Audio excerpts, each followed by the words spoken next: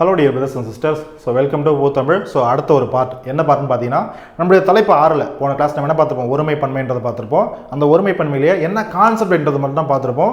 அதுலேயும் ஒரு சில எக்ஸாம்பிள்ஸ் பார்த்துருப்போம். இப்படி தான் வரணும், இப்படி தான் இதெல்லாம் தவறு, இது வந்து சரியாக இருக்குது அப்படின்றத பார்த்துருப்போம். புக்ஸில் இந்த கான்செப்ட்டுக்கு பின்னாடி நிறைய எக்ஸாம்பிள்ஸ்லாம் கொடுத்துருப்பாங்க. நிறைய வந்து பார்த்தீங்கன்னா இப்போ ஓல்டு புக்காக இருக்கட்டும், புது புக்காக இருக்கட்டும், நிறைய அந்த எக்ஸசைஸ் பயிற்சிக்கு வினாக்களுக்கு பின்னாடி என்ன கொடுத்துருப்பாங்க, நிறைய எக்ஸாம்பிள்ஸ் கொடுத்துருப்பாங்க. ஒருமை பன்மை பிழை நீக்குக அப்படின்றத கொடுத்துருப்பாங்க. நிறைய ஸ்டேட்மெண்ட்லாம் கொடுத்துருப்பாங்க. அதெல்லாம் நம்ம நீக்கி எழுதணும். புரியுதா? ஸோ அந்த ஒரு ப்ராக்டிஸ் செட்டை தான் நம்ம பார்க்க போகிறோம். அது புது புக்கு, ஓல்டு புக்கு எல்லாத்தையுமே எடுத்து கொடுத்துருக்கேன், நம்ம பார்க்கலாம். சரியா? ஸோ இதை நம்ம ப்ராக்டிஸ் பண்ணிட்டோம் அப்படின்னா அடுத்த கான்செப்ட்டுக்கு நம்ம மூவ் ஆகலாம். சரி, ஓகே. ஸோ ஃபஸ்ட்டு பாருங்களேன், இது பிழை. உங்களுக்கு தெரியும், பிழையான ஒரு ஸ்டேட்மெண்ட், பிழையான ஒரு வாக்கியம், அது திருத்தி எழுதின ஒரு வாக்கியம். அதான் பிழை திருத்தம்ன்றது கொடுத்துருப்பேன். ஒரு சில இடத்துல இந்த கான்செப்ட் நம்மளுக்கு ஓரளவு தெரிஞ்சிருச்சு இல்லையா? தெரிஞ்சதுக்கப்புறம் டேரெக்டாக திருத்த தோன்றக்கூடிய ஒரு வாக்கியங்களாக நம்ம பார்ப்போம். ஸ்கூல் புக்ஸில் எக்ஸாம்ஸோட பார்ப்போம். ஸோ அதை செய்தது நான் அன்று அப்படின்றது ஒரு பிழையான வாக்கியம். ஏன் நான் அப்படின்னு வந்ததாவே அன்றுன்னு வரக்கூடாது, நான் அல்லேன்னு வரணும். நம்ம அப்படியே பார்த்துருப்போம். புரியுதா? போன கிளாஸில் கடைசியில் ஒரு கான்செப்ட் புது புக்கில் இருக்கும், அந்த கான்செப்ட் படி பார்த்துருப்போம். அடுத்த ஸ்டேட்மெண்ட் பாருங்கள். பானையை உடைத்தது கண்ணன் அல்ல. பானையை உடைத்தது கண்ணன் அல்லன்னு இருக்கு. கண்ணன் அல்ல, கண்ணன் அப்படின்றது படற்கை. சரியா? படற்கையில் ஆண்பாலை குறிக்கக்கூடியது, உரிமையை குறிக்கக்கூடியது. அப்போ கண்ணன் அல்லன்னு வரணும், அல்லன்னு வரக்கூடாது. புரியுதா? ஸோ போன கிளாஸ் நீங்கள் அந்த கடைசி அந்த கான்செப்டே நீங்கள் ஃபுல்லாக நல்லா படிச்சிருந்தீங்க அப்படின்னா உங்களால் ஈஸியாக ஆன்சர் பண்ண முடியும். சரியா? அதுக்கடுத்து பாருங்கள், மல்லிகை குளத்தில் பூக்கும் மலர் அல்லை அப்படின்னு கொடுத்துருக்காங்க. இது தப்பு. புரியுதா? மலர் அன்று, மலர் அன்று. ஏன்னா மலர்ன்றது இந்த இடத்துல ஒன்றே ஒன்று தான். அதுவும் இல்லாமல் அது என்னது, அது அக்ரிணியை சேர்ந்தது. அப்போ அக்ரிணியில் ஒருமை அப்படின்னா நம்ம என்னென்னு பார்த்துருப்போம், அது அன்றுன்னு பார்த்துருப்போம் இல்லையா? அதுன்னு என்னது, ஒருமையை குறிக்கக்கூடிய ஒரு சொல். புரியுதா? ஒன்றன் பால் உயர்த்தினையில். புரியுதா? அப்போ என்ன வரும் அந்த இடத்துல, அது அன்றுன்னு தான் வரணும். புரியுதா? அல்லைன்னு வரக்கூடாது. அதுக்கடுத்து பாருங்க, சித்தர்கள் செயற்கையை விரும்பியவர்கள் அல்லோம்னு வந்திருக்கு. புரியுதா? செயற்கையை விரும்பியவர்கள் அல்லர் அப்படின்னு வரணும். புரியுதா? அதாவது பாருங்க, பகைவர் நீவிர் அல்லர், பகைவர் நீவிர் அல்லர்னு கொடுத்துருக்காங்க. அல்லர்னு வரக்கூடாது, நீவிர் அல்லீர் அப்படின்னு கொடுத்துருப்பாங்க. நீவீர் அல்லீர் அப்படின்றதான் பார்த்துருப்போம் போன கிளாஸில். சரியா? ஸோ இதுதான் பிழையற்ற ஒரு வாக்கியங்களாக நம்ம பார்க்குறோம். அடுத்த எக்ஸாம்பிள் பாருங்க, பிழை. புத்தகங்கள் அப்படின்னு வருது. அப்போ புத்தகங்கள் கல்விக்கு வருது. அப்போ பன்மை, புத்தகங்கள் என்னது, அக்ரிணியை சார்ந்தது. அப்போ அக்ரிணியில் பன்மைன்றது என்னது, பலவின் பால்.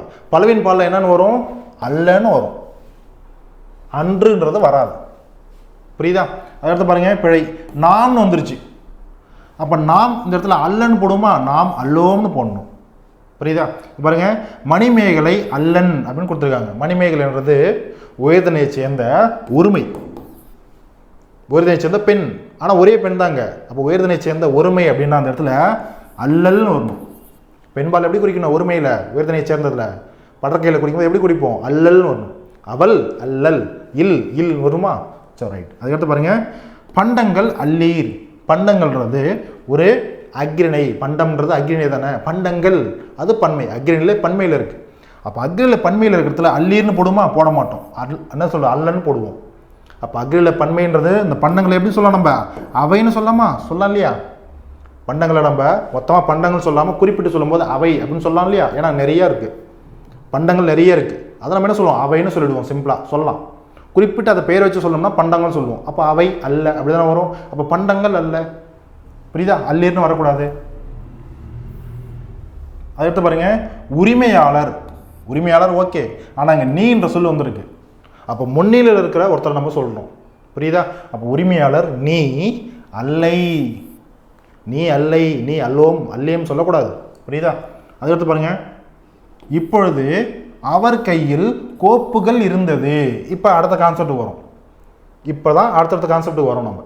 சரியா? சரி பாருங்க, அவர் கையில் கோப்புகள். கோப்புகள் என்னது, ஃபைல்ஸ். கோப்பு அப்படின்னா ஒன்றே ஒன்று, ஒருமையை குறிக்கும். கோப்புகள், ஃபைல்ஸ், நிறைய ஃபைல்ஸ் சேர்ந்தது தான் ஃபைல்ஸ்னு சொல்லுவோம். புரியுதா? அப்போது கோப்பு அப்படின்னா ஒருமை, கோப்பு அப்படின்னா ஒருமை, ஒன்றே ஒன்று குறிக்கும். கோப்புகள் அப்படின்னா இந்த இடத்துல பன்மையை குறிக்குது. ஆனால் இருந்ததுன்றதில் பாருங்களேன், தூன்றது வந்திருக்கு. தூன்றது ஒருமைக்கானது. அப்போ வெறும் கோப்பு இருந்ததுன்னா ரைட்டு, கரெக்ட். கோப்புகள் அப்படின்றதுனா இந்த இடத்துல இருந்தன அப்படின்னு வரணும். இதுதான் கரெக்டு. புரியுதா? அடுத்து பாருங்களேன், வயது வந்தோருக்கும் பெண்களுக்கும் வாக்குரிமை கொடுக்கப்பட வேண்டும் என அம்பேத்கர் கூறியதை நாளேடுகள் புகழ்ந்தது. தூ வரக்கூடாது. நாளேடுகள் புகழ்ந்தன. ஏன்? நாளேடுகள்ன்றது பன்மையை குறிக்கும். பன்மையை குறிச்சதுன்னா இந்த இடத்துல நன்றதை வரணும், ஆக விகுதி வரணும். தூன்ற விகுதி வரக்கூடாது. தூன்ற விகுதி ஒருமைக்கானது. புரியுதா? அடுத்து பாருங்க, புலவர் பொங்கற் புது நாள்களின் மாண்பினை உணர்ந்து கொண்டாடினர். கொண்டாடினார். சரியா? கொண்டாடினார். கொண்டாடினார் அப்படின்னா ஆசிரியர், கொண்டாடினார் அப்படின்னா ஆசிரியர்ன்றது ஒருத்தர் தான், கொண்டாடினார்ன்றது ஒருத்தர் தான். ஓகே, ஒருமை ஒருமை சரியா போச்சு, கரெக்டான ஸ்டேட்மெண்ட். ஆனாங்க புலவர் அருன்றது வருது. புலவர் அருன்றது வந்தாவே நம்ம என்ன பார்த்துருப்போம்? பன்மையை குறிக்குன்னு பார்த்துருப்போம். புரியுதா? அப்போ புலவர் பொங்கற் புது நாள்களின் மாண்பினை உணர்ந்து கொண்டாடினார். கொண்டாடினார்னா ஒருமையை குறிக்கும். ஆனால் இங்கே பன்மையை குறிக்குது புலவர்ன்றது. அப்போ கொண்டாடினார்ன்றத பன்மையாக மாற்றணும். எப்படி மாற்றுவோம்? உணர்ந்து கொண்டாடினர். இங்கேயும் அருன்றது வரணும். புரியுதா? இங்கே பாருங்க, அடுத்து பாருங்க, பிழை. மேடை பேச்சுக்கு கருத்துகளே உயர்நாடி போன்றது. கருத்துகளே. கருத்துகளே என்னது? கருத்தே அப்படின்னா அது ஒன்றே ஒன்று. கருத்துக்களே அப்படின்னா நிறைய கருத்துக்கள். இந்த இடத்துல பன்மையை குறிக்குது. கருத்துக்களே அப்படின்றது பன்மையை குறிக்குது. அப்போ போன்றது அப்படின்றது இந்த இடத்துல ஒருமையை குறிக்குது. தூன்றது தூ வந்துருச்சு, அப்போ ஒருமையை குறிக்குது. அப்போ இது பன்மைனா இதையும் பன்மையாக மாற்றணும். அப்போ என்ன பண்ணணும்? போன்றவை அப்படின்னு வரணும். புரியுதா? நீங்கள் கேட்கலாம், சார் போன்றன நான் தானே சொன்னீங்க. நல்லா பார்த்துக்கோங்க. ஒருமைக்கு விகுதியா தூன்றது வரும். பன்மைக்கு விகுதியா ந அப்படின்றத பார்த்தா ஆ அப்படின்றத முடியும். ந இன்னு பிளஸ் ஆ தானே ந. அப்போ ஆ விகுதியாக வந்து முடியும். அதே போல் வை அப்படின்றத வரும். புரியுதா? பெற்றவை, போன்றவை, புரியுதா? சிறந்தவை அப்படின்ற வையும் வரும். அதுவும் பன்மையை தான் குறிக்கும். சரியா? ஸோ பார்த்துக்கோங்க. ஸோ எங்கே நன்றது வரும், அது அந்த ஆன்றது வரும், எங்கே வைன்றது வரும் அப்படின்றத பார்த்து நம்ம சூஸ் பண்ணணும். அதுக்கு பாருங்கள், பிழையோடு இருக்கிறது. திரையரங்குகளில் திரைப்படம் காட்ட, சினிமா ஹால்ஸில் நம்ம சினிமா பார்க்கணும் அப்படின்னா, காட்டணும் அப்படின்னா ஒளிப்பட கருவி. ஒளிப்பட கருவி ஆப்ரேட்டர் ரூமில் இருக்கும் இல்லையா? ஸோ அதுதான். ஸோ அந்த கருவி இந்த இடத்துல பாருங்கள், என்ற கருவி, கருவின்னு சொல்லிட்டு ஒன்றே ஒன்று தான் சொல்லியிருக்காங்க. இதே கருவிகள் அப்படின்னு வந்ததுன்னா பன்மையை குறிக்கும். ஆனால் இந்த இடத்துல ஒருமையை மட்டும் தான் சொல்லியிருக்காங்க. புரியுதா? கருவின்னு சொல்லிட்டு ஒருமையில் வந்ததுனால பயன்படுகின்றன அப்படின்னு சொல்லிட்டு பாருங்க, என்ன பன்மையை குறிக்குது. ஆனால் நம்மளுக்கு ஒருமையில் அதை மாற்றணும். ஏன்னா கருவின்றது ஒருமையில் வந்திருக்கு. அப்போ இந்த இடத்துல பயன்படுகின்றனன்றது எப்படி மாறும்? பயன்படுகின்றது. பாருங்க, கின்றது தூணு மாறிடும். ஏன்னா தூ தான் ஒருமைக்கான விகுதி. சரியா? அதை எடுத்து பாருங்கள். இப்போ இது வரைக்கும் பிழை திருத்தம் வரைக்கும் பார்த்தோமா? இப்போ நிறைய ப்ராக்டிஸ் பண்ணிட்டோம் இல்லையா? அப்போ டேரெக்டாக திருத்தத்துக்கு வரும். இதெல்லாம் சரியான ஸ்டேட்மெண்ட்டு. இதில் தவறாக கொடுத்து உங்களுக்கு எப்படி கேட்கலான்னா பாருங்க, ஈஸ்ட்மன் என்பார் படச்சுருள் தயாரிக்கும் முறையை கண்டுபிடித்தார். இது சரியாக இருக்குது பாருங்க. ஈஸ்ட்மன் ஒருத்தர் தான், இவர் தான் படச்சுருள் தயாரிக்கும் முறையை கண்டுபிடித்தார். அப்போ கண்டுபிடித்தார் சரியாக இருக்குது. ஒருத்தர் தான் குறிக்கும். கண்டுபிடித்தார் அப்படின்னா ஒருமையை தான் குறிக்குது. அப்போ இங்கேயும் ஒருமை, இங்கேயும் ஒருமை. ஸ்டேட்மெண்ட் கரெக்டாக இருக்குது, திருத்தத்தோட சரியாக இருக்குது. புரியுதா? இதுவே இந்த இடத்துல கண்டுபிடித்தனர் அப்படின்னு கொடுத்தா இந்த ஸ்டேட்மெண்ட் தப்பு. ஏன்? இவர் ஒருத்தர் தான், ஆனால் நிறைய பேர் சேர்ந்து கண்டுபிடிச்ச மாதிரி எனக்கு கொடுத்துருப்பாங்க. கண்டுபிடித்தனர்னு வந்துடும், பன்மையை குறிச்சிடும். அப்போ தப்பு. புரியுதா? So okay. அதுக்கடுத்து பாருங்களேன், அடுத்த திருத்தம். இதுவும் கரெக்டு தான். இயங்குறு படங்களை குழந்தைகள் விரும்பி பார்க்கின்றனர். குழந்தைகள் விரும்பி பார்க்கின்றனர். இந்த இடத்துல இயங்குறு என்ன சொல்றது? படங்களை குழந்தைகள், குழந்தைகள் பன்மை, விரும்பி பார்க்கின்ற து அப்படின்னு கொடுத்துட்டாங்கன்னா தப்பு. குழந்தைகள் பன்மை, தூன்றது ஒருமை. புரியுதா? அப்போ இது தப்பு. பார்க்கின்றனர் அப்படின்னு கொடுத்தா தான் அது கரெக்ட், பன்மையை குறிக்கும். புரியுதா? அடுத்து பாருங்க, பிழையோடு. காற்று வீசின. காற்று வீசின. காற்றுகள் அப்படின்னு எதாவது இருக்கா? கிடையாது. இப்போ காற்றுகள் அப்படின்னு கொடுத்தாங்கன்னா சரி ரைட்டுப்பா, சரி வீசின வச்சுக்கோ அப்படின்னு கொடுத்துடலாம். புரியுதா?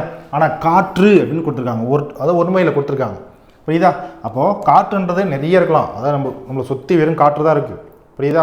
அதுக்காக அந்த மொற்ற காற்றும் தனித்தனியாக அதை பிரிஞ்சிருக்கா, அங்கே கொஞ்சம் இங்கே கொஞ்சம் தனியாக பிரிஞ்சிருக்கா, மொத்தமாக ஃபுல்லாக என்னது? வளிமண்டலம் ஃபுல்லாக காற்று தான் இருக்குது. அப்போ காற்றுன்றது ஒருமை. புரியுதா? அப்போது வீசியது அப்படின்னு தான் வரணும். புரியுதா? சரி, ஓகே. அதுக்கடுத்து ஜஸ்ட் காற்றுன்னு கொடுத்துட்டாங்கன்னா ஓகே, வீசியதுன்னு தான் வரும். இதே காற்றுகள், ஏன்னா நம்ம இந்த காற்றுகள், இந்த விண்டில் நிறைய வகைகள் நம்ம பார்த்துருப்போம், ஜேஆர்எஃப்ல நிறைய படிப்போம். அதாவது குரூப் 1 யூபிஎஸ்லால் நீங்கள் படிச்சீங்கன்னா நிறைய டைப் ஆஃப் விண்ட்ஸ் இருக்குது. அப்போ நீங்கள் காற்றுகள் அப்படின்றத பயன்படுத்தலாம். அப்போ வீசின அப்படின்றத பயன்படுத்துவோம், ஏன்னா கல்விகுதி வந்துருச்சு. ஆனால் இங்கே காற்றுன்ற ஒருமை குறிக்கிறதுனால தூன்ற ஒருமை தான் வரணும், ஒருமை விகுதி தான் வரும். இங்கே பாருங்களா மரங்கள், இங்கே பாருங்கள் கல்விகுதி சேர்த்துட்டாங்க. அப்போ அசைந்ததுன்றது ஒருமை. அப்போ இந்த பன்மையை குறிக்கணும், இங்கே என்ன வரணும், பன்மையை குறிக்கிற மாதிரி ந, அதாவது ஆ விகுதி வரணும். புரியுதா? அதுக்கடுத்து பாருங்க, தங்கப்பனும் செல்லப்பனும் பள்ளிக்கு சென்றான். வெறும் தங்கப்பன் பள்ளிக்கு சென்றான்னா அது கரெக்டு, ஏன்னா தங்கப்பன் ஒருத்தனாக இருந்திருப்பான், பள்ளிக்கு சென்றான்றது ஒருமை, அதனால் சரியாக இருந்திருக்கும். இல்லை செல்லப்பன் பள்ளிக்கு சென்றான்னா கரெக்டு. ஆனால் தங்கப்பனும் செல்லப்பனும் அப்படின்னா 2 பேரும், அப்போ 2 பேருன்றது என்னது, அது பன்மையை குறிக்கும். அப்போ என்ன வரும் இந்த இடத்துல, சென்றனர் அப்படின்னு வரணும், சென்றான்னு வரக்கூடாது. அப்போ சென்றனர்ன்றது தான் சரியானது. புரியுதா? அடுத்து பாருங்களேன், யானையின் கண் சிறியது. யானையின் கண், கண் மட்டும் ஒரே ஒன்று தான் சொல்கிறாங்க, யானையின் கண் சிறியது. ஓகே, இது சரியாக இருக்கு. நல்லா பாருங்கள், இது பிழைத்து கிடையாது, எல்லாமே திருத்தம் தான், பார்த்துக்கோங்க, திருத்தம் தான்.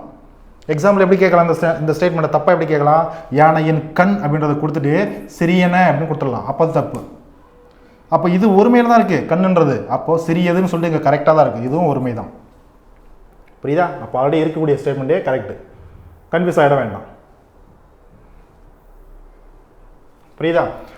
அதுக்கடுத்து பண்ணலாம், அதே தான், யானையின் கண்கள், இப்போ கல்ன்ற விகுதி சேர்ந்துருச்சு. அப்போ இந்த இடத்துல சிறியதுன்றது என்னவா மாறணும், சிறியன என்ற விகுதி வந்துடணும். புரியுதா? இல்லையா, சிறிய வை என்ற விகுதி வரணும். புரியுதா? ஏன்னா ஆன்றதும் வைன்றதும் பன்மைக்கான விகுதி தான் அப்படின்றத பார்த்துருப்போம். அப்புறம் பாருங்க, காட்டு மரம் உயரமானது. காட்டு மரம் ஒரே ஒன்று தான் குறிக்கிறோம், உயரமானது. ஓகே, கரெக்டாக இருக்குது, தூன்ற ஒருமை விகுதி தான் அங்கே வந்திருக்கு. புரியுதா? இதுவே காட்டு மரங்கள் கல் விகுதி சேர்ந்துருச்சு, அப்போ உயரமானவை வைன்றதை வந்துடணும். புரியுதா? அடுத்து பாருங்க, நமது சமுதாயத்தில் அறிவியலும் தொழில்நுட்பம் ஆங்காங்கு ஒளிபரப்பும் மின் விளக்குகள் போல் இருக்கின்றன. சரியான ஸ்டேட்மெண்ட். ஒருவேளை இந்த இடத்துல ஒளிபரப்பும் விளக்குகள் பாருங்க, விளக்குகள்னு கொடுத்துருக்காங்க பன்மை. இந்த இடத்துல தூண்னு சொல்லிட்டு ஒருமை விகிதத்தில் கொடுத்துருந்தாங்கன்னா இது தப்பு, ஆல்ரெடி நான்றதை நான் கொடுத்துருக்கேன். அப்போ சரியான ஸ்டேட்மெண்ட் தான் அது ஆல்ரெடி இருக்கிறது. சரியா? So okay. ஸோ பாருங்க, இன்று பேருந்துகள் ஓடா, நம்ம ஆல்ரெடி பார்த்தாச்சு. இதை இன்று பேருந்துகள் ஓடா அப்படின்றதான் கரெக்ட். இன்று பேருந்துகள் ஓடாதுன்னு வந்ததுன்னா தப்பு. ஓடாதுன்னு வரலாம், எப்போ வரலாம், இந்த இடத்துல கல் விகுதி இல்லாமல் ஒரே ஒரு பேருந்து மட்டும் இருந்ததுன்னா ஓடாதுன்னு வரலாம். புரியுதா? அப்போ பன்மையாக இருந்ததுன்னா ஓடாது அப்படின்னு வரக்கூடாது, ஓடான்றது வந்து நிறுத்திடணும். இதே ஒருமை இதே இருந்தால் ஓடாதுன்றதை போட்டுடலாம். ஆனால் இங்கே சரக்குன்றது ஒன்று தான், அதனால் ஓடாது தூ இதே போடலாம், ஓடான்னு போடக்கூடாது, ஓடாதுன்னு தான் போடணும். சரியா? அடுத்து பாருங்க, ஓர் அணில், ஓர் அணில், இங்கே ஒரே ஒரு அணில் தான் இருக்குது. மரத்தில் ஏறியது, இது சரியான ஸ்டேட்மெண்ட். இதுவே ஓர் அணில் மரத்தில் ஏறின அப்படின்னு கொடுத்தாங்கன்னா அது தப்பு. ஏன்னா ஏறின அப்படின்றது பன்மையை குறிக்கும், ஆனால் இருக்கிறது ஒரே ஒரு அணில் தான். அப்போ ஒரே ஒரு அணில் ஒருமையை குறிக்கணும். அப்போ என்னது, ஏறியது, சரியான ஸ்டேட்மெண்ட் தான் அது. அணில்கள் மரத்தில் ஏறின, இது கரெக்ட், ஏன்னா கல்வி விகுதி வந்துருச்சு, ஏறினன்றது வந்துருச்சு, சரியா இருக்கு. புரியுதா?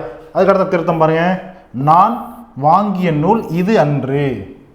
நான் வாங்கிய நூல் இது அன்று. நான் வாங்கிய நூல், நூல்ன்றது ஒன்று தான், நூல்ன்றது ஒன்று தான், அன்றுன்றது சரியா வந்திருக்கு. சரியா? புரியுதா? இதுவே இந்த இடத்துல நான் வாங்கிய நூல் இது அல்ல அப்படின்னு போட்டுதானே வச்சுக்கோங்களேன், அது தப்பு. ஏன்னா இந்த ஒருவேளை நூல்கள்னு போட்டு அல்லன்னு வந்திருந்தோன்னா அது கரெக்டு. புரியுதா? அந்த கான்செப்ட் போய் பார்த்தீங்கன்னா அவ்வளோ புரியும். அதுக்கடுத்து பாருங்களேன், ஓர் இளம்பெண் நூலொன்றை விரும்பி படித்து கொண்டிருந்தால், இது சரியான ஸ்டேட்மெண்ட். இதுவே ஓர் இளம்பெண் நூல் ஒன்றை விரும்பி படித்து கொண்டிருந்தான் ஆண்பாலை குறிக்கிற மாதிரி சொன்னாங்கன்னா அது தப்பு. இல்லை கொண்டிருந்தனர் அப்படின்னு சொன்னாங்கன்னா தப்பு. இல்லை கொண்டிருந்தது, இது உயர்திணை, கொண்டிருந்ததுன்னா அது அக்ரிணை குறிக்கும். அப்போ என்னது, திணை வகையிலையும் தப்பாகுது. அப்போது திணைக்கு திணை சரியாக போகும். உயர்திணைனா உயர்திணை தான் இருக்கணும், அக்ரிணைனா அக்ரிணையாக தான் இருக்கணும். புரியுதா? ஆண்பால்னா ஆண்பாலை குறிக்கிற மாதிரி தான் இருக்கணும். ஆண்பாலுக்கான வினைக்கு என்ன சொல்லுது, விகுதி தான் இருக்கணும். பெண்பால்னா பெண்பாலுக்கான விகுதி தான் முடியணும். புரியுதா? பலர்பால்னா பலர்பாலுக்கான விகுதி தான் முடியணும். சரியா? அதே போல் அக்ரிணில் ஒருமையாக இருந்தால் ஒருமைக்கான விகுதி தான் முடியணும். சரியா? ஸோ பார்த்துக்கோங்க. அதுக்கடுத்து பிழையோடு, மனிதனின் நோக்கம், நல்லா பாருங்க, நோக்கம் உயர்ந்ததாகவும் தூய்மையானதாகவும் இருந்தால் மட்டும் போதா அப்படின்னு கொடுத்துருக்காங்க. சரியா? இந்த இடத்துல போதான்னு வரக்கூடாது, போதாதுன்னு வரணும். ஏன்னா மனிதனின் நோக்கங்கள்னு சொல்லிட்டு பன்மையில் கொடுக்கல, நோக்கம் சொல்லிட்டு ஒன்று தான் கொடுத்துருக்காங்க. இப்போ மனிதனுடைய நோக்கம்ன்றது இந்த இடத்துல ஒன்று தான் கொடுத்து, ஒரே ஒரு நோக்கமாக தான் கொடுத்துருக்காங்க. அப்போ தூன்றது தான் சரியானது, தூன்றதை போடணும். இங்கே பாருங்க, போதா அப்படின்னு கொடுத்துருக்காங்க. போதான்றது எதுக்கு வரணும்? பன்மைக்கு வரணும். பேருந்துகள் ஓடா அப்படின்னு பார்த்தோம் இல்லையா, அந்த மாதிரி. புரியுதா? So okay. இதுவே இதே ஸ்டேட்மெண்ட்டு போதாதுன்னு இருந்தால் கரெக்ட். ஏன்னா அந்த ஸ்டேட்மெண்ட் தான் இங்கே கீழே கொடுத்துருக்கோம், அவ்வளோதான். சரியான ஸ்டேட்மெண்ட் தான் கீழே கொடுத்துருக்கோம். அடுத்து பாருங்க, பிழையோடுது. பெண்கள் எல்லா துறையிலும் பணிபுரிகின்றால். பெண்கள் அப்படின்றது கல்விகுதி, அப்போ நிறைய பெண்கள் இருக்கான்னு அர்த்தம். புரியுதா? அப்போ என்னது, எழுவாயின்றது பன்மையில் இருக்குது அப்படின்னா வினை முடிவும் எப்படி இருக்கணும்? பன்மையில் தான் இருக்கணும். ஆனால் பணிபுரிகின்றால்னு சொல்லிட்டு ஒரே ஒரு பெண்ணை மட்டும் சொல்கிற மாதிரி இருக்குது. புரியுதா? இது ஒருமையில் இருக்க மாதிரி இருக்குது. இங்கே பன்மையில் இருந்தால் இங்கேயும் பன்மையில் மாற்றணும். எப்படி மாற்றணும்? பெண்கள் எல்லா துறையிலும் பணிபுரிகின்றனர். புரியுதா? அடுத்து பாருங்க, பாருங்க வந்துருச்சா? So okay. அதுக்கடுத்து பாருங்க, தமிழகத்தில் எண்ணற்ற தொழில்நுட்ப பயிலகங்கள் உள்ளது. பயிலகங்கள் பன்மையில் இருக்குது, ஆனால் உள்ளதுன்னு சொல்லிட்டு தூன்னு சொல்லிட்டு ஒருமையில் இருக்குது. அப்போ என்ன உள்ளனன்னு மாறணும், அவ்வளோதான். புரியுதா? அதுக்கடுத்து பாருங்க, அதுக்கடுத்து வரக்கூடிய இந்த கான்செப்ட்லாம் இன்னும் கொஞ்சம் இன்ட்ரெஸ்டிங்காக இருக்கும். மயில் அழகானது. ஓகே, ஒரே ஒரு மயில் தான் அழகானது, தூ விகுதி சரியாக இருக்குது. மயில்கள் கல் விகுதி வந்துருச்சு, அழகானவை. ஓகே, சரியாக இருக்குது. பழம் பழுத்தது, ஒரே ஒரு பழம் தான், பழுத்தது ஒருமை விகுதி சரியாக இருக்குது. பழங்கள் பழுத்தன. ஓகே, சரியாக இருக்குது. நான் படித்தேன். ஓகே, நான் படித்தேன் சரியாக இருக்குது. நாம் படித்தோம் அப்படின்றது சரியாக இருக்குது. புரியுதா? சரியாக சொல்ல. இதே நான் படித்தோம் அப்படின்னு சொல்லுவோமா? சொல்ல மாட்டோம். இல்லை நாம் படித்தனர் அப்படின்னு சொல்லுவோமா? சொல்ல மாட்டோம். சரியா? நாம் படித்தோம் அப்படின்னு தான் சொல்லுவோம். அடுத்து பாருங்க, பசுவும் கன்றும் மேய்ந்தன. நல்லா பாருங்க, இந்த கான்செப்ட் புத்தகத்தில் கொடுத்துருப்பாங்க, ரொம்ப இம்பார்ட்டன்ட், நல்லா இருக்கும். என்ன நல்லா இருக்கும் பாருங்க, பசுவும் கன்றும் மேய்ந்தன. இது சரியான ஸ்டேட்மெண்ட். பசுவும் ஒன்று, கன்றும் ஒன்று. இந்த இடத்துல ரெண்டுமே முக்கியத்துவப்படுத்தி சொல்கிறோம், ரெண்டுத்தையும் முக்கியத்துவப்படுத்தி சொல்கிறோம். ரெண்டுமே தனித்தனியாக இருக்குது, ஆனால் என்னது 1 + 1 சேர்ந்தால் 2. அப்போ பன்மையில் குறிக்கும். மேய்ந்தனன்றது கரெக்டாக இருக்குது, இதுவும் பன்மைக்கான விகுதி. சரியா? புத்தகத்தில் எப்படி கொடுத்துருப்பாங்கன்னா, இந்த பன்மைக்கான விகுதியை இந்த பன்மை தொடரை ஒருமை தொடராக மாற்றுங்கன்னு சொல்லி கொடுத்துருப்பாங்க. எப்படி மாற்றணும் அப்படின்னா பாருங்க, பசுவுடன் கன்று மேய்ந்தது. இந்த இடத்துல எது மேய்ந்ததுன்ட்டு இம்பார்ட்டன்ஸ் அதிகமாக அழுத்தி கொடுக்குறாங்க. கன்று மேய்ந்தது, அவ்வளோதான், ஒருமை, இவ்வளோதான். மேய்ந்தனன்றது மேய்ந்ததுன்னு மாறணும். பசுவும் கன்றும்னா மேய்ந்தன, பசுவுடன் கன்று அப்படின்னா அது ஒருமை. இந்த இடத்துல இம்பார்ட்டன்ஸ் யாருக்கு? கன்றுக்கு. புரியுதா? பசு இருக்குது, இப்போ நான் இருக்கேன்பா, இப்போ நானும் இன்னொரு பசு இருக்குன்னு வச்சுக்கோங்களேன், ஒரு எக்ஸாம்பிள் சொல்கிறேன். புரியுதா? இப்போ நானும் இன்னொரு கன்வெட்டி இருக்குன்னு வச்சுக்கோங்களேன். பசுவுடன் கன்று மேய்ந்தது, கன்றுக்கு தான் இம்பார்ட்டன்ஸ். கன்று மேய்ந்ததுன்னு தான் சொல்கிறாங்க. புரியுதா? இதுவே பசுவும் கன்றும் மேய்ந்ததுன்னா அது தப்பு. என்னையும் சொல்கிறாங்க, அதையும் சொல்கிறாங்க, மேய்ந்தனன்றது வரணும், சரியாக இருக்கும். புரியுதா? இப்போ பசுவுடன் நான் சும்மா நிற்கிறேன், அவ்வளோதான். கன்றுக்கு தான் இம்பார்ட்டன்ஸ், கன்று மேய்ந்தது. புரியுதா? அப்போது ரெண்டு விஷயம் தனித்தனியாக இருக்கிறத பன்மையில் இருக்காது, ஒருமையை மாற்றணும் அப்படின்னா அந்த உடன்றது சேர்ந்து வரணும்.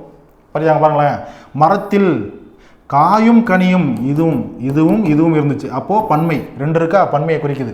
அப்போ இருந்தன. இதை ஒருமையில் அந்த ஸ்டேட்மெண்ட் மாற்றினா எப்படி மாற்றுவோம்? காயுடன் கனி இருந்தது, அவ்வளோதான். இம்பார்ட்டன்ஸ் எதுக்கு அதிகமாக? கனிக்கு மட்டும்தான், ஒருமைக்கு. இது மட்டும்தான் வரணும். இது ஒன்று இங்கே இருக்குன்னு சொல்லக்கூடாது, இது ஓட அது இருக்குது, அவ்வளோதான். இம்பார்ட்டன்ஸ் இதுக்கு தான்.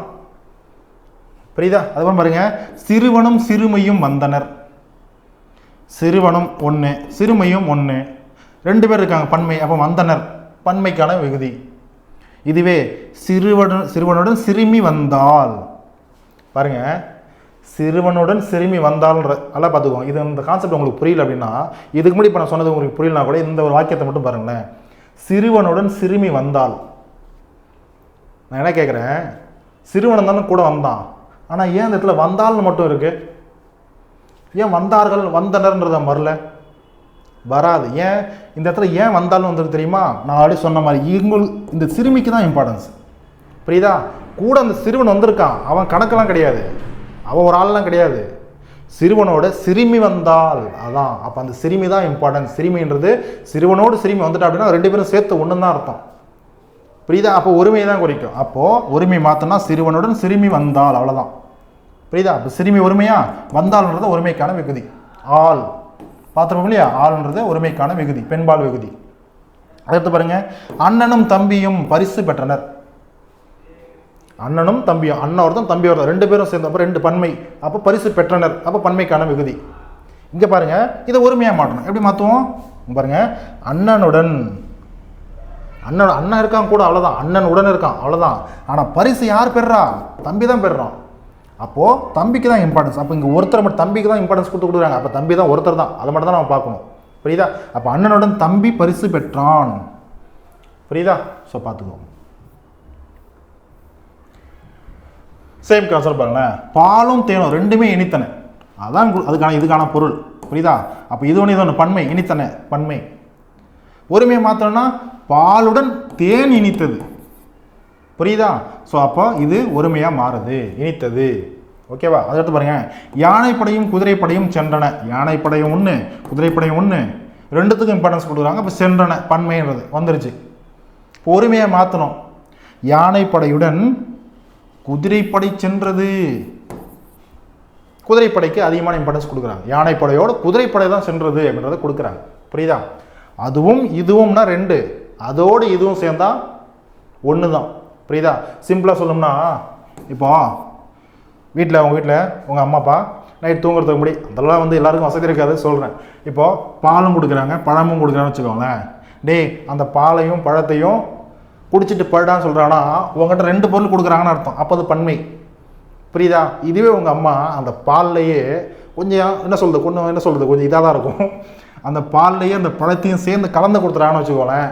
பாலுடன் பழத்தையும் சாப்பிட்டு படுறான்னா இது ஒரே பொருளாக மாறிடும். அப்போ இது என்னது? இந்த மொத்த டம்ளரும் ஒருமை தான், ஒரே ஒரு டம்ளர் தான். புரியுதா? அது தனியாக இருக்கும்போது தான் ரெண்டு டம்ளராக இருக்கும். புரிஞ்சுதா? ஸோ சேம் கான்செப்ட் தான். அதை எடுத்து பாருங்களேன். ஸோ இது வரைக்கும் நம்ம எல்லாத்தையுமே கரெக்டாக பார்த்துட்டோமா? சரி, ஓகே. ஸோ அவன் கவிஞன் அல்லன், ஸோ சரியாக இருக்குது. அதுக்கடுத்து கல்வி நலம் பெற்ற பெண்பார் புலவர்க்கு மன்னரும் பணிந்தனர். சார், கல்வி நலம் பெற்ற பெண்பார் புலவர்க்கு, ஸோ புலவர்க்குன்னு வரும்போது ஓகே பன்மையில் சொல்லலாம். ஓகே, ஆனால் பணிந்தனர் ஓகே கரெக்டாக தான் சார் இருக்குது. நிறைய பேர் கன்ஃபியூஸ் ஆகிடுவீங்க, சார் மன்னரும்ன்றது தான் கொடுத்துருக்காங்க, அப்போ மன்னன்றது ஒருத்தம் தானே சார், ஆனால் பணிந்தன்னு சொல்லிட்டு இங்கே பன்மையில் இருக்குது, அங்கே ஒருமை இங்கே பன்மையில் இருக்குது. நல்லா கேட்டுங்க, அங்கே மன்னரும்ன்றதுல இந்த இடத்துல என்ன வேர்டு மறைஞ்சிருக்கு? மன்னர் அர். சரியா? அப்போ இது பன்மை. புரியுதா? அப்போ பன்மைனா அங்கே பன்மைக்கான விகுதி தானே வந்திருக்கு. சரியாக தானே இருக்கு. சரியா? அடுத்த பாருங்களேன், பெண்கள் பெற வேண்டியது பெண் கல்வி, பெண் உரிமைகள், சொத்துரிமைகள். ஸ்கூல் புக்ஸில் பெண் கல்வி, பெண் உரிமை இது வரைக்கும் தான், கல் இருக்காது. அதுக்கடுத்து சொத்துரிமை, கல் இருக்காது. அது தவறான ஸ்டேட்மெண்ட். ஏன்? நல்லா பாருங்களேன், இதில் ஏன் இந்த ஸ்டேட்மெண்ட் கரெக்ட் அப்படின்னா, பெண்கள் பெற வேண்டியது கல்வின்றது ஒன்றே ஒன்று தான். புரியுதா? அப்போ பெண் கல்விகள் எங்கேயாவது நீங்கள் இது வரைக்கும் உங்களுடைய லைஃப்பில் கல்விகள்னு சொல்லிட்டு கல்வி விதி போட்டு கல்விக்கு எழுதிருக்கீங்களா? இல்லை, எழுதிருக்க முடியாது, எழுதிருக்க மாட்டீங்க. எழுதிருந்தீங்க அப்படின்னா தவறு, திருத்திக்கோங்க. சரியா? அப்போ பெண் கல்வின்றது ஓகே, அது சரியாக இருக்குது. ஆனால் உரிமைகள் அப்படின்ற விஷயம் பெண்களுக்கு ஒன்றே ஒன்று தான் இருக்கான்னு கேட்டிங்கன்னா கிடையாது, நிறைய உரிமைகள் இருக்குது. பெண்களுக்கான உரிமைகள் நிறைய இருக்குது. அப்போது பெண் உரிமை அப்படின்றது ஒருமை, பெண் உரிமை அப்படின்றது ஒருமை. அந்த இடத்துல என்னவா மாற்றணும்? அதை உரிமைகள்ன்றது நிறைய இருக்குது, அது உரிமைகள்லாம் மாற்றணும், கல் விகுதியை சேர்க்கணும். அதே போல தான் சொத்துரிமையும். சொத்துரிமை ஒன்று தான் இருக்கா? எந்த வகையில் வாங்கலாம்? நிறைய வகையில் சொத்துரிமைன்றது வாங்கலாம். அப்போ சொத்துரிமைகள்னு வரணும், ஆனால் கல்விகள்னு போடக்கூடாது. புரியுதா? ஸோ இதாம்மா அதுக்கான சரியான திருத்தப்பட்ட பிழையற்ற ஒரு வாக்கியம். சரியா? ஸோ இவ்வளோ தான் ஸ்கூல் புக்ஸில் இருக்கக்கூடிய எக்ஸாம்பிள்ஸ். ஸோ ஸ்கூல் புக்ஸில் இருக்கக்கூடிய எக்ஸாம்பிள்ஸ் நம்ம ஃபுல்லாகவே பார்த்துட்டோம். இது நியூ புக்காக இருக்கட்டும், ஓல்டு புக்காக இருக்கட்டும், எல்லா புக்கில் இருக்கக்கூடிய எக்ஸாம்பிள்ஸ். சரியா? ஸோ கண்டிப்பாக இந்த வீடியோவை பார்த்து உங்களுக்கு இந்த கான்செப்ட் ஓகே, இப்போ ஒருமையாக இருக்கிறது பன்மை அப்படி மாற்றணும், இப்படிலாம் கொஸ்டின் கேட்பாங்க. ஜஸ்ட்டு ஒருமை பன்மை, ஒருமை பிழையற்ற வாக்கியத்தை கண்டுபிடி, இல்லை ஒருமை பன்மை பிழையற்ற வாக்கியத்தை கண்டுபிடி இப்படின்றது மட்டும் வராது. ஒருமை வாக்கியத்தை பன்மையாக மாற்ற சொல்லி கேட்கலாம். புரியுது? ஒருமை வாக்கியத்தை கொடுத்து இதுக்கு நிகரான பன்மை வாக்கியம் கீழே என்ன இருக்குது அப்படின்றத கேட்கலாம். நம்ம பார்த்த எக்ஸாம்ஸில் பன்மை வாக்கியம் ஃபஸ்ட்டு கொடுத்துட்டு ஒருமைக்கான சேஞ்ச் பண்ணுற மாதிரி பார்த்துருப்போம். நிறைய எல்லாத்தையுமே அப்படி தான் பார்த்துருப்போம்.